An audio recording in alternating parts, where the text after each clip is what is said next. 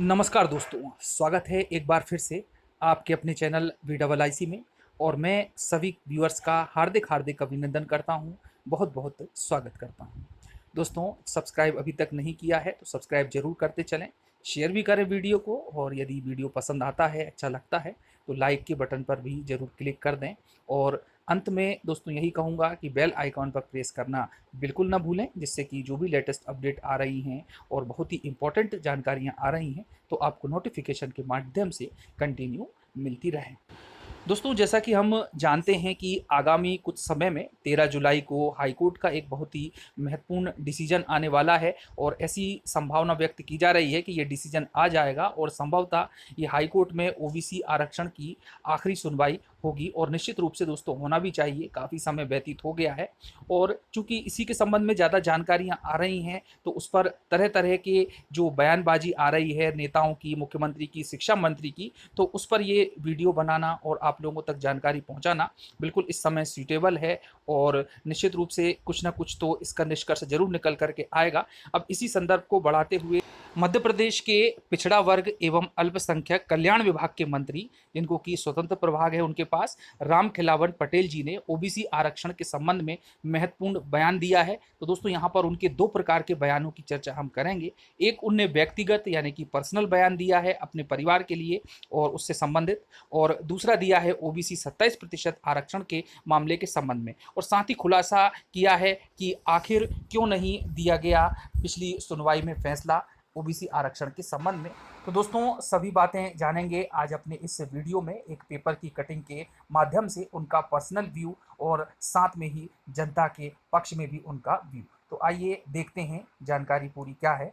देखिए दोस्तों, ये दैनिक भास्कर के पेपर की कटिंग है और सतना से प्रकाशित है, और हेडिंग के साथ में है कि राज्य मंत्री की तीनों बेटियां नहीं लेंगी ओबीसी रिजर्वेशन का लाभ, और मध्य प्रदेश में 27% आरक्षण लागू करने के लिए प्रतिबद्ध है सरकार। तो आइए जानते हैं क्या है इसके अंदर की जानकारी, कि आखिर क्या क्या है उनके पर्सनल व्यूज़ और अन्य जनता से संबंधित व्यूज़।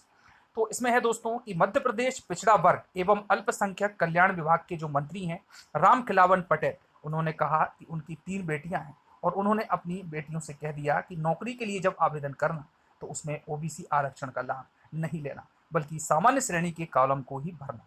श्री पटेल ने यह भी कहा कि उनके परिवार का कोई भी व्यक्ति इसका लाभ नहीं लेगा।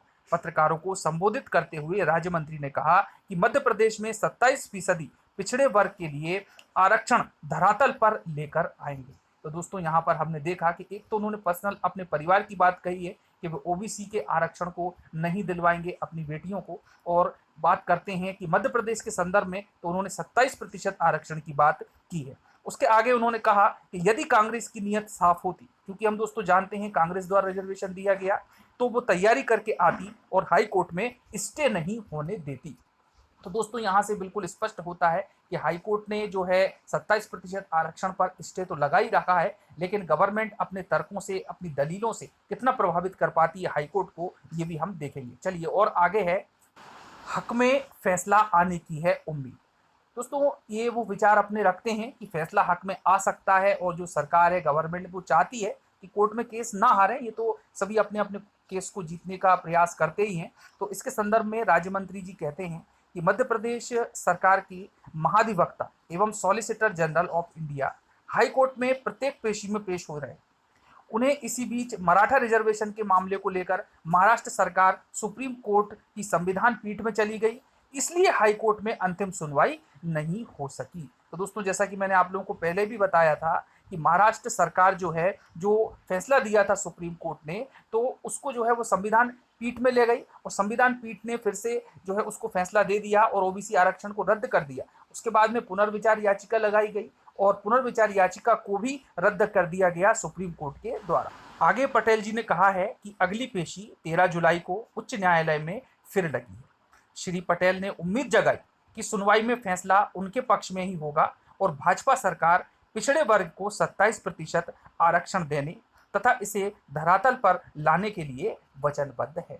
तो दोस्तों इनका ये बिल्कुल मानना है कि 27% आरक्षण ही बना रहेगा। ये उनके अपने पर्सनल विचार हैं जो कि उनकी तैयारियों पर आधारित है।